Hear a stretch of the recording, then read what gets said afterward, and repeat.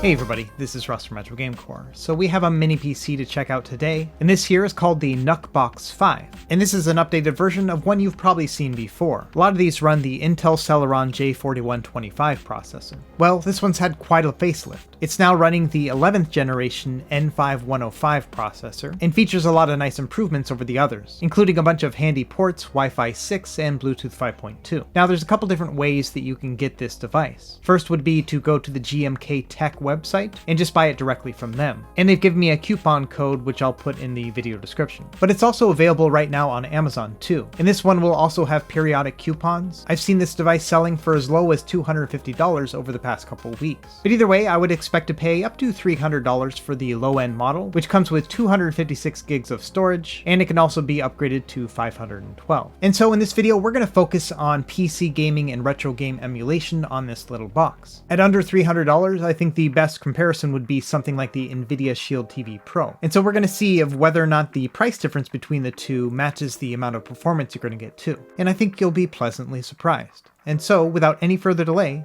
let's jump into it. Okay, so GMKtec sent this mini PC out to me for review, but no money was exchanged and all opinions are my own. The box itself is surprisingly small, everything is pretty well compact in here. It comes with a USB Type-C charging adapter, and it's actually a bit smaller than I was expecting. It also has a brief technical manual here, and that's about it. Here's the device. Now, first impressions, this thing is just kind of comically small. It's not the smallest mini PC I've ever used, but the amount of power that they've put in here for this size is just kind of impossible to me. And there are some nice I/O changes. I love the fact that it has two USB ports here in the front. And then on the back, we have dual HDMI ports, the USB-C charging port, headphone jack, gigabit Ethernet, and then another USB 3.2 port. Not a lot going on in the bottom here other than some screws to be able to access the device, and we'll do that here in a second. But first, let's do some size comparisons. Of course, we're going to test it against some butter. And it's a little bit taller than a block of Kerrygold, but obviously much smaller too. Like I said, pound for pound, this thing is basically like a micro PC. Now, the previous generation of very small PCs, like the Chewy Lark box you see here, it is quite a bit smaller than the one we're looking at today. But that smaller size has a lot of sacrifices. No Ethernet port, only a single HDMI port, and of course no USB ports on the front either. And here's my take on it. I think the NucBox 5 is so small that it's just fine. Yes, there are smaller mini PCs, but I'd rather have that I/O instead. So let's talk about some of the features that I haven't shown off already. We've talked about the CPU, which runs at a base clock of 2 GHz, but does boost up to 2.9. It has 4 cores and 4 threads. It has integrated Intel UHD graphics, 8 gigs of RAM running at 2933 MHz, and both HDMI ports can run 4K at 60 Hz. In terms of connectivity, we have Wi-Fi 6 and Bluetooth 5.2. And thankfully, it has a micro SD card slot, which we're going to be using for Batocera Linux here later in this video. It ships with Windows 11 Home as well. So let's open it up and do a quick teardown. First thing you'll see is the M.2 storage here. So that'll be really easy to replace if you want to expand your storage. If we take that metal shield off, we can see the Wi-Fi and Bluetooth chip here. And unfortunately, the RAM is probably on the other side of the board, so no really easy access there. Now, I could probably tear this thing down further and try to access the fan, but honestly, this thing is so small, I'm kind of not comfortable doing that. Either way, the fan is in here and it has a big copper heatsink too. And surprisingly, the fan is super quiet. Like, there was never a time that I actively thought to myself, oh, I can hear that fan. It's just kind of there and running, but not noisy in any way. Anyway, I'm booting up the computer here. We'll go through the whole Windows setup thing and I'll kind of spare you these details. But here it is all nice and set up. Let's take a look at the specs just to verify that it is correct. And yeah, we have the N5105 chip, which includes 8 gigs of RAM and Windows 11 Home. Now in terms of power performance, let's have a look with running Prime 95, and as you can see, it runs at a 10 watt max TDP. But when putting all 4 cores at a 100% load, the temperature seems to stay around 90 degrees or less. And that's pretty good. When using actual testing, I found it to be around 70 to 75 degrees Celsius. So overall, the cooling on this is great, and I'm surprised the fan doesn't get any louder. Let's do a little bit of 4K video playback here. And at the beginning of the video, it did drop something like 28 to 30 frames, but as it kept going, it stabilized and it looked great. So I think this would be a pretty good device when it comes to 4K video playback. You could likely use it as a Plex server as well. I personally probably wouldn't use this for some heavy video production, but for some light photo and video editing, I think it's possible. But of course, this is a retro gaming channel, so let's focus on some gaming first. We'll play some of the easy stuff first. Dead Cells plays no problem. I was getting an average of about 75 frames per second. Same thing with some of the lighter games. Horizon Chase runs at about 125 to 140 frames per second, no problem here. Hollow Knight also had no problems running at 1080p over 60 frames per second. You could always turn on VSync to make it a little bit more stable too. And surprisingly, Streets of Rage 4, even at high settings, still played at a stable 60 frames per second. So I think when it comes to relatively older 2D games like this, you're going to have no problem. Kicking it up a notch to something that's a little bit more 3D, Hades unfortunately did not have a stable 60 frames per second at 1080p. I would say on average it was about 50 frames per second, but honestly the gameplay was still quite smooth. So you could turn it down to 720p or just kind of live with this speed here. So I think in general, 2D games are going to be fine, and then some 3D games will be okay, but I would focus more on some of the older 3D games if you do want to play those. Something like Sonic and All-Stars Racing Transformed, yeah, it was fine. It was over 30 frames at all times, but never really reached 60, so it was working well but not super smooth. I'd say this is probably not the best for competitive shooters like Counter-Strike Go. I got an average of about 30 frames per second. But there were some noticeably sluggish moments as well. And I think in the heat of the battle, you're probably not going to enjoy that. Moving up to a little bit more modern or 3D games, unfortunately these aren't quite as good. For example, Ori and the Will of the Wisps, I turned it down to 720p and the lowest settings I could find, and still, unfortunately, it really was quite unplayable. We're getting an average of about 25 frames per second, and it kind of looks terrible.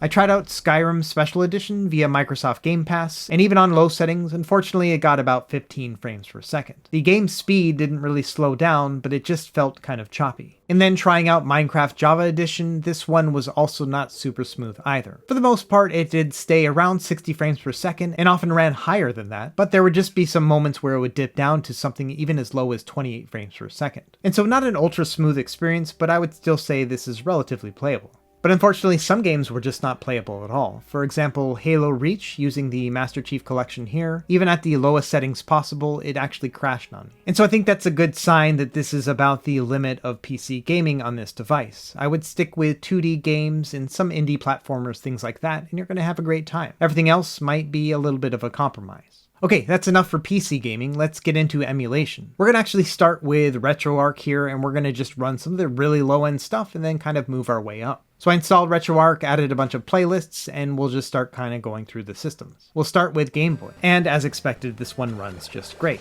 In fact, I think you'll be able to play some heavy-hitting filters and shaders and have no problem here. I'm running just a simple LCD grid right here on Link's Awakening, and it looks great. So you've got enough headroom to really experiment here. And of course, all these lower-end systems, everything from Game Boy Advance, Nintendo, Genesis, Super Nintendo, these are all going to run at 100% full speed, no problem. And of course, you've got a lot of options when it comes to front ends and how you want to present these games on this computer. If you want to stick to Windows, then of course you could just use RetroArch and run everything like I am here, or you could get a little bit more elaborate, put something like Launchbox on here, and then have a way to both organize and streamline your collection, but then also launch the games directly from there. Either way, I think if you want a light emulation machine, something that's going to allow you to build your ROM library and organize it the way you want, this is going to be a great solution. And thanks to the Bluetooth 5.2, you're going to be able to use a wireless controller no problem. Or of course, a wired controller will probably reduce latency too. Either way, when it comes to retro gaming in the 16-bit era, and even some hefty arcade gameplay all the way up through Killer Instinct, you should have no problems here. And given the fact that it's such a small little box here, it's going to look really nice in your living room. The thing is going to be unobtrusive. In fact, most people won't even notice it's there. And so all those factors to me are a big win. And given the fact that it has Wi-Fi 6, you could use it as a streaming PC too. So if you have a larger PC somewhere else in your house, you could use this thing as a little Steam box too. Either way, I'm sure you get the point that there's a lot of opportunity here. Let's move forward to some of the higher end emulation next.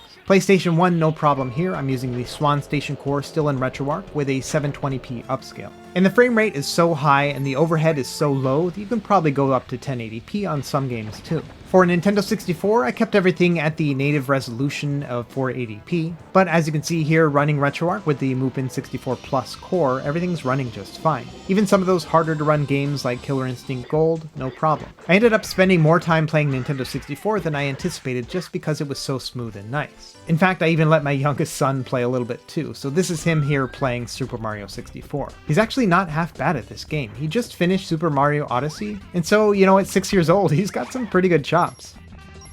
Okay, so moving over to Sega Saturn here, I decided to do it a little bit differently and use the Beetle Saturn core instead of Yabusan-Shiro. This one is a more accurate Saturn core, but does have a little bit less performance than the Yabusan-Shiro one. And on Beetle, it's not running at a full 60 frames per second, but the gameplay is relatively smooth. Given the fact that the Sega Saturn itself had a hard time meeting 60 frames per second, this is actually kind of accurate. And so I would say most games are going to play just fine on Beetle Saturn, but of course you could always go in and add Yabusan-Shiro if a game is struggling on this one. For example, with Virtua Fighter 2, this one was pretty slow and also had some weird graphical glitches horizontally. So this is one that I would try out on Yabusan-Shiro. Moving it up another notch, we're going to try PSP using the PPSSPP standalone emulator, and I'm going to upscale everything here to 1080p. And the games look just fantastic at this resolution, and they play really well. All the way up through Outrun 2006, I was able to keep 1080p, 0 frame skip, and everything's running just fine. God of War Chains of Olympus did require me to change it to OpenGL and then also bump the specs down to 720p, but at that point it was running a stable 60 frames per second. So I would say that PSP is completely playable on this little PC. Going up another step here, let's try Generation 6 with the Nintendo GameCube. For the most part, I ran everything at a 2x resolution, so 720p signal. And the performance on this was not quite as good as it was on PSP, but it was still relatively nice. I would say about 75% of games are going to play at a 60 frames per second when upscaled to 2x resolution. And I would say those are pretty good specs. Some games aren't going to play at full speed. F-Zero GX is a great example here. At 720p, it's getting an average of about 30 to 40 frames per second. And unfortunately, bumping it down to a 1x resolution doesn't improve performance tangibly. And so I would say, yes, 75% of GameCube games are going to play fine, but there are going to be some that just aren't going to play very well at all. But 2D games, RPGs, adventure games, all those are going to be fine. It's just going to be these really intense 3D racers that are going to have issues. And I think when it comes to Nintendo games, the Nintendo Wii is probably the upper limit of this mini PC. I spent a good amount of time fiddling around with the settings in Dolphins, trying different graphic backends and other hacks, and unfortunately, most Nintendo Wii games actually didn't play at full speed at all. Even something like Mario Kart Wii, which I would consider at that lower tier of emulation on the Nintendo Wii, unfortunately it just didn't keep up. So I'm comfortable in saying that yes, this is pretty good for GameCube, but Nintendo Wii, not quite as good. So let's keep going. We'll try Nintendo 3DS next. We're using the Citra emulator and I'm going to keep it at the native resolution. It doesn't look super good on a big TV here, but if you're desperate to play some 3DS games, this could potentially work. Once you let all of the shaders cache as you're playing through the games, a good amount of them are going to stay at 60 frames per second. But not all of them are going to play great. Mario Kart 7 is a great example. This one will dip down sometimes to 50 frames per second. So I'd say 3DS is pretty good and right at the cusp of being completely playable. Now, just to be thorough, let's try out some other systems too. Unfortunately, Nintendo Wii U doesn't really play at full speed no matter what game you play. New Super Mario Bros. U struggles to maintain 60 frames per second. It's still relatively playable, but not perfectly smooth. And then what I would call the middle tier intensive games on Wii U, like Mario Kart 8, these are just completely unplayable. You're going to get about 30 frames per second average. I wasn't really expecting Wii U to play well on this, and this just kind of confirms that. And same thing with Nintendo Switch, we're getting an average of about 45 frames per second when it comes to both Super Mario 3D World as well as Metroid Dread. And so there might be some very light indie games that'll play just fine on this, but I would say first-party games coming from Nintendo themselves aren't going to be playable.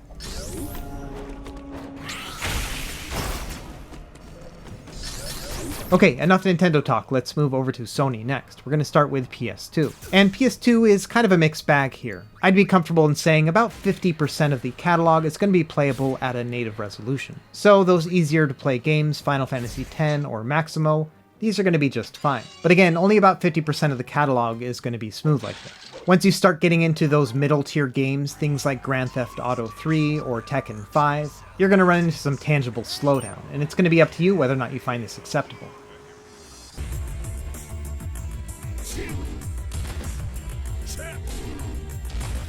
And as you move up to the higher end stuff, things like God of War, completely unplayable.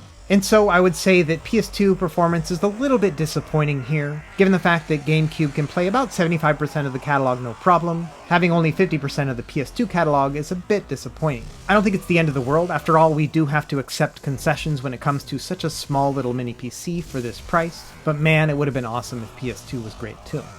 And just because I'm a glutton for punishment, let's try some PS3 as well. I had zero expectations that anything would be playable here, but surprisingly God of War 2 HD is not half bad. It does have some audio stuttering, but the gameplay itself is somewhat smooth, a little bit choppy, but not bad. However, most other games, for example Dead or Alive 5, completely unplayable. This is just not something that's going to be possible. But again, I had zero expectations here. So that's my summary of Windows-based emulation. Now let's try Linux-based. We're going to use this micro SD card slot right here to add Batocera. I've already flashed it onto an 128 gig SD card, and I'm going to pop it in and turn it on. Now the cool thing about this device is that when you plug in the power, it's going to automatically power itself on, and if you have a bootable micro SD card inside, it's going to automatically boot into that too. So no need to configure the BIOS or the recovery options here, you just put in the SD card and it'll boot into Batocera automatically. And as I've shown in previous videos, this is one of my favorite ways to set up retro gaming on a mini PC like this, because it basically transforms this little computer into an independent gaming box. And that's complete with button configurations and hotkeys and optimized emulation profiles, as well as bezels on the left and right if you choose to have them.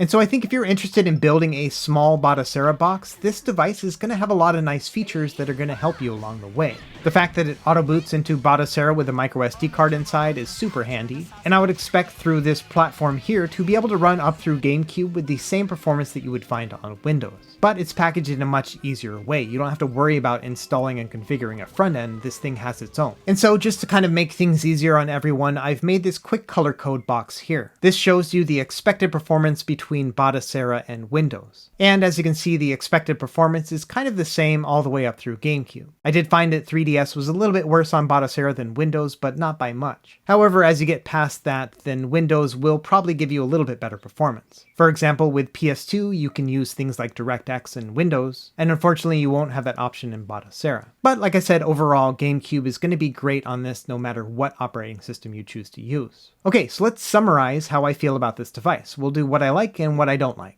And as always, we'll start with what I like. Number one, I love the compact size of this little mini PC. You can basically put it anywhere. You can even mount it to the back of your monitor if you have a suitable VESA bracket. And while the package itself doesn't come with its own VESA mount, it does have screws on the bottom so you can grab a bracket plate and install it. And all those specs are inside the manual.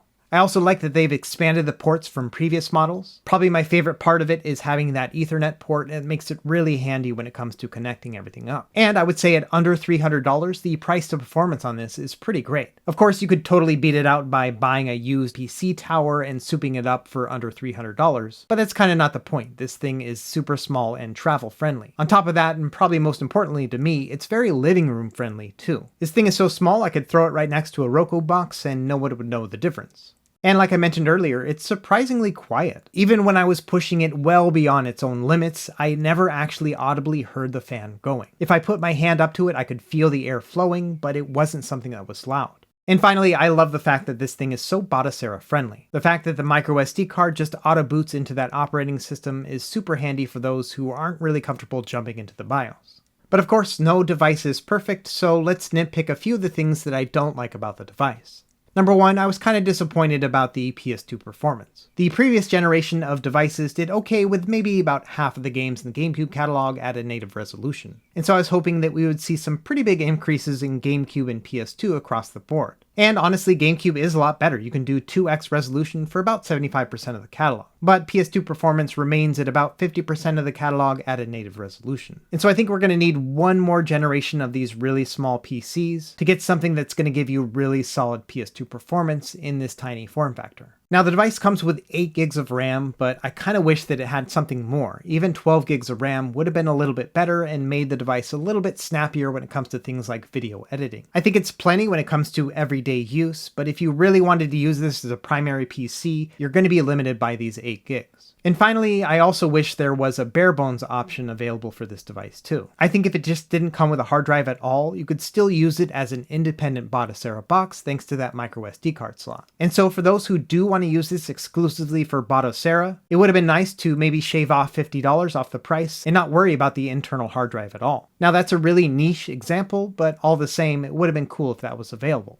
At the end of the day, if it hasn't been abundantly clear yet, I'm extremely happy with this NucBox 5. It's not the greatest mini PC to walk the earth. There are some larger models that can do a lot better than this one. And I don't think personally I would use this as an everyday PC replacement. But I think when it comes to just having a really small and compact mini PC solution out there in your living room, loaded up with retro games via Windows or Batocera, or using this thing as a small streaming device, this thing is great. I think when it comes to the micro form factor, this one is going to be the one to beat for quite some time to come. Anyway, let me know what you think in the comments below, and I'll have some purchase links in the video description, including a coupon code if you want to buy it from their website. As always, thanks for watching, be sure to like and subscribe if you found this helpful, and we will see you next time. Happy gaming.